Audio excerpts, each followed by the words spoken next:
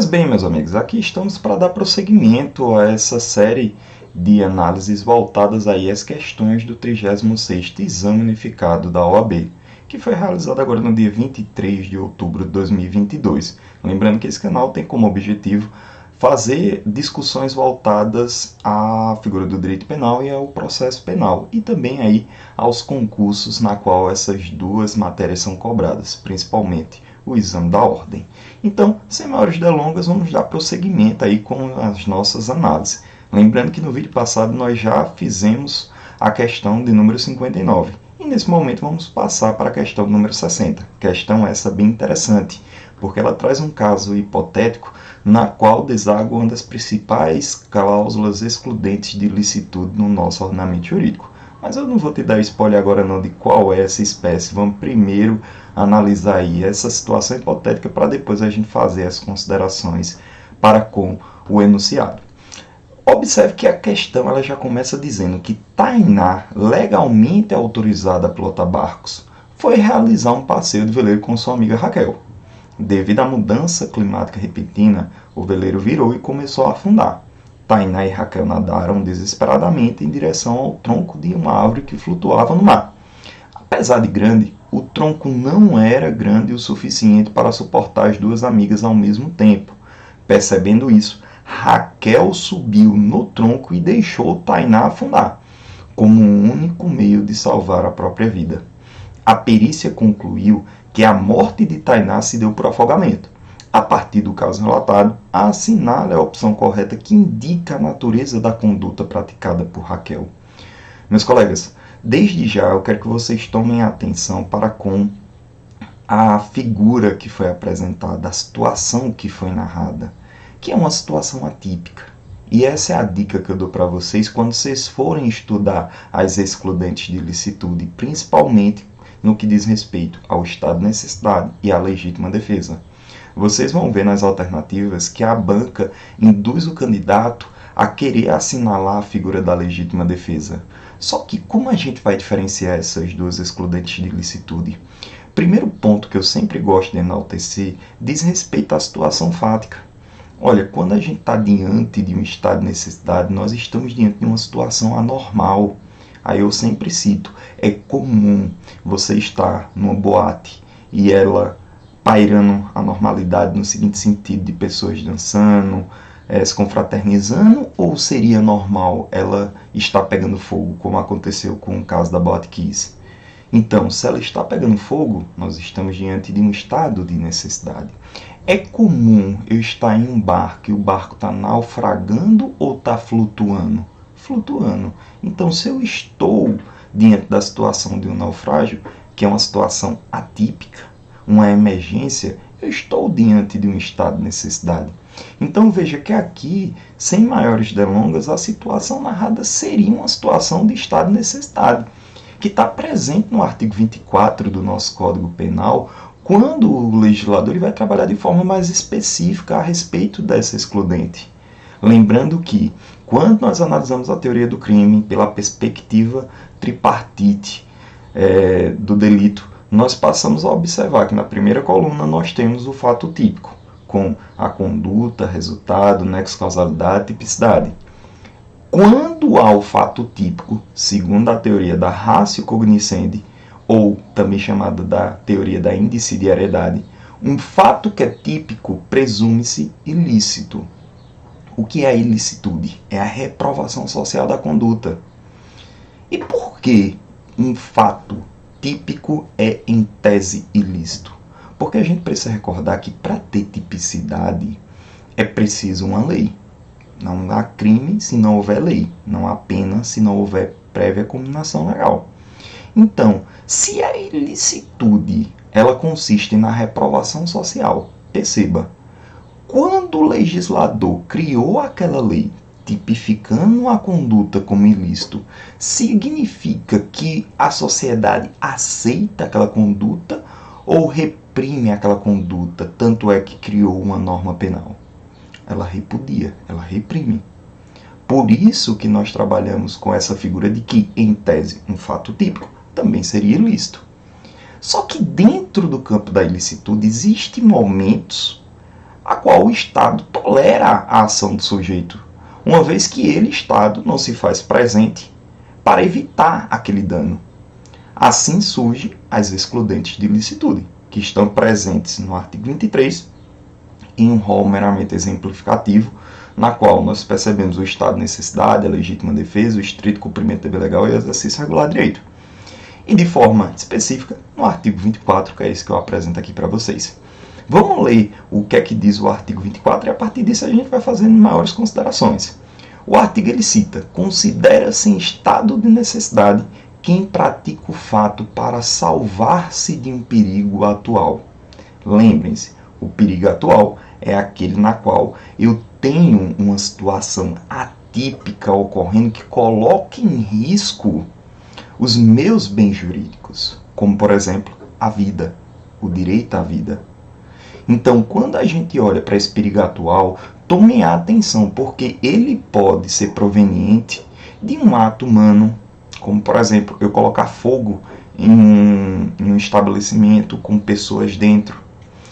Aquelas pessoas vão estar diante de um estado de necessidade.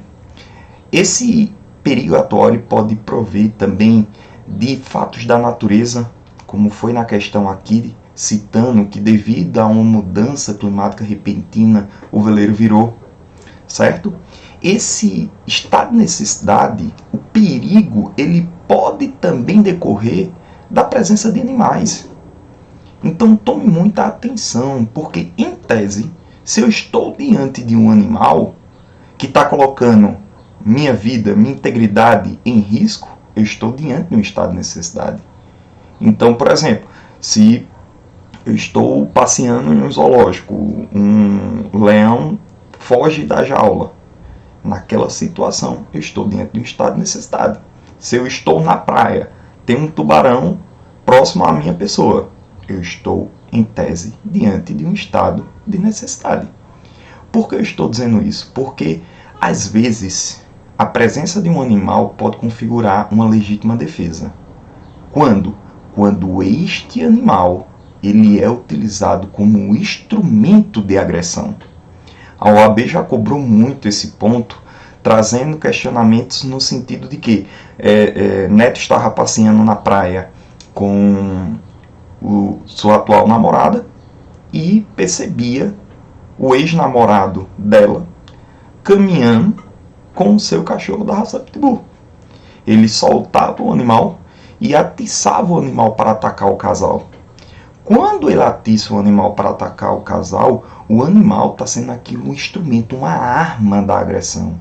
Logo, nesse momento, Neto estaria em legítima defesa, certo? Mas se o animal ele ataca por instinto, voluntariamente, sem ser provocado, está de necessidade.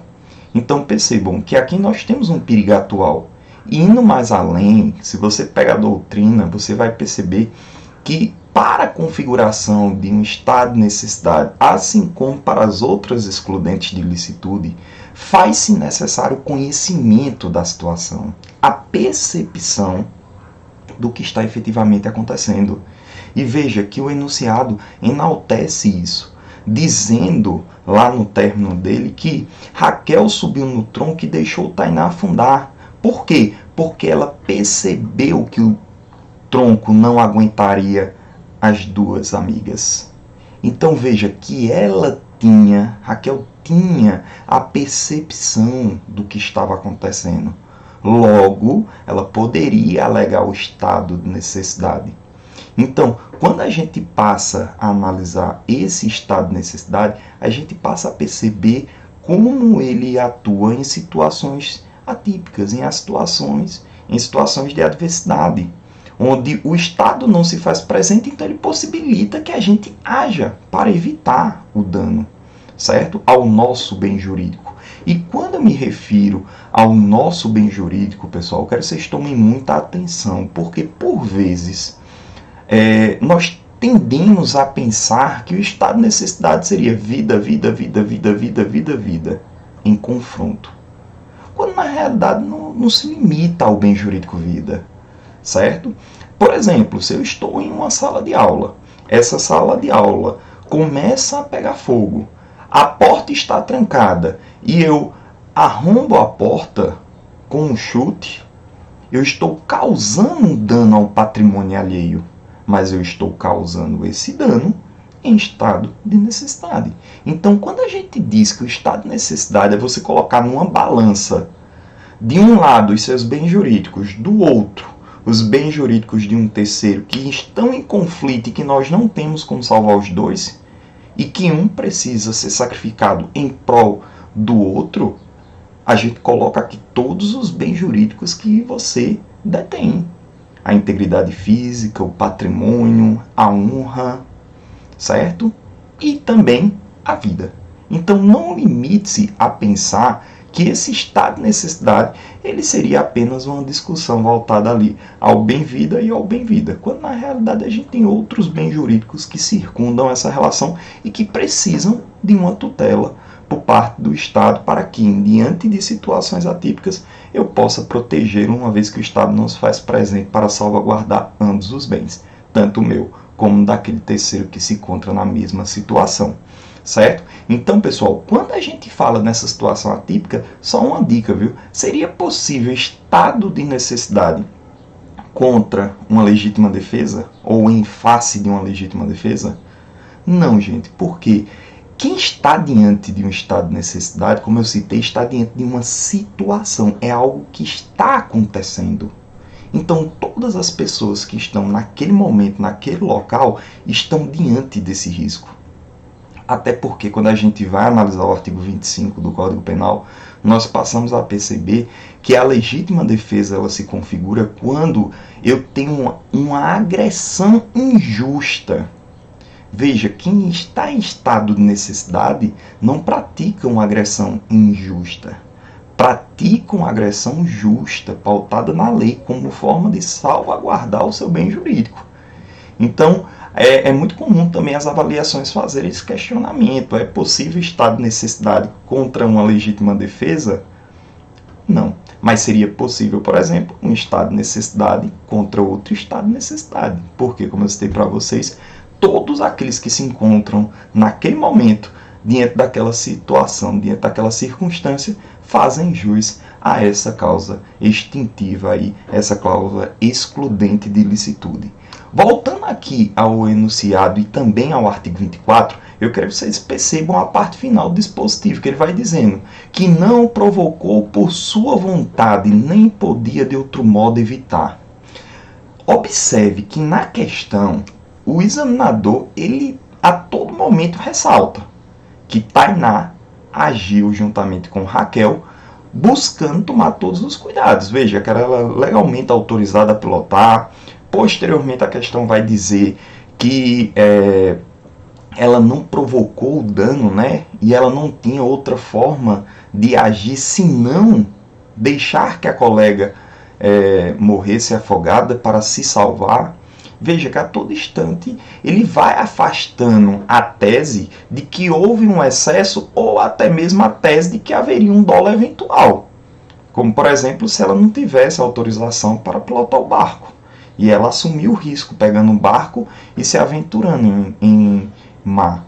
Veja que a banca afasta tudo isso, dizendo, olha, eles agiram conforme os ditames de cuidado objetivo que nós devemos ter. Então, é um ponto que a OAB sempre gosta de fazer, principalmente quando ela vai discutir questões como, por exemplo, o uso de uma arma. Os enunciados eles sempre dizem, olha, aquele sujeito tinha autorização para portá-la, para que a gente não vá querer entrar em outras discussões que não o objeto está sendo proposto dentro daquela questão. No caso aqui, percebam que o examinador ele foi bastante categórico, né, dizendo que ela não provocou por sua vontade e que não havia outro meio de agir, a não ser o sacrifício do bem jurídico alheio. Portanto, com essas informações, vamos avançar aí para que a gente possa analisar as alternativas que foram propostas na questão 60. A linha A vai dizer que Raquel deverá responder por crime de omissão de socorro. Não, colegas, como eu citei para vocês, nós estamos diante aqui de um excludente de ilicitude, certo? Então, como a gente está diante de um excludente de ilicitude, não haveria a tipificação de um crime em si. Por isso que a alternativa A se encontra em erro. A B vai dizer que Raquel agiu em legítima defesa. Cláusula excludente de ilicitude. Como eu citei para vocês, nós não estamos diante de uma legítima defesa porque não haveria uma agressão injusta, e sim uma situação de anormalidade, uma situação atípica que possibilita a configuração do estado de necessidade. A linha C, Raquel deverá responder pelo crime de homicídio consumado. Não, né, senhores? Não vamos falar aqui em um homicídio consumado, porque quando a gente chega na segunda coluna da teoria do crime, está presente a excludente de ilicitude e logo a gente não há o que falar em prosseguimento da tipificação, certo? Nós já paramos a responsabilidade criminal naquele instante de configuração dessa excludente.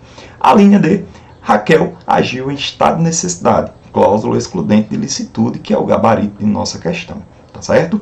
Então tome muito cuidado, gente, porque excludentes de ilicitude são temas muito cobrados nas avaliações, tanto da OAB como dos concursos públicos em geral. Pois bem, meus amigos, encerramos aqui essa análise da questão 60. Logo mais vou estar divulgando aí outros vídeos, comentando outras questões.